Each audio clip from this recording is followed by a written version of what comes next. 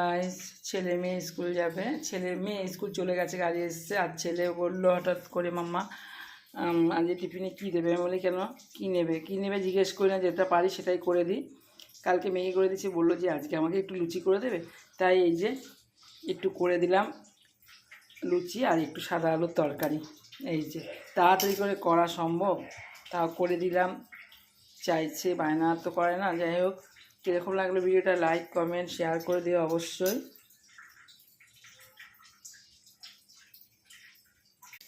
তৈরি হয়ে বসে আছে, জুতোটা পরিয়ে দিয়ে গেলাম। ওহ, এরকম করছে কেন? বন্ধ সরছে। ওটা দিদিয়া তরকারিটা নিতে পারলো না, একটুর জন্য 3-4 মিনিটের জন্য এমনি নিয়ে গেছে। ও মিষ্টি চিনি কিছু নেবে না, এমনি নিয়ে গেছে। শুধু খাবে, তাও ভালো। বলে তেলে ভাজা তো শুধুই খেতে পারবো। হ্যাঁ, গাড়ি এসছে কোথায়? গাড়ি এসছে বল। Hello guys, good morning. আমি স্কুল যাচ্ছি। লাইক কমেন্ট শেয়ার করে দিও।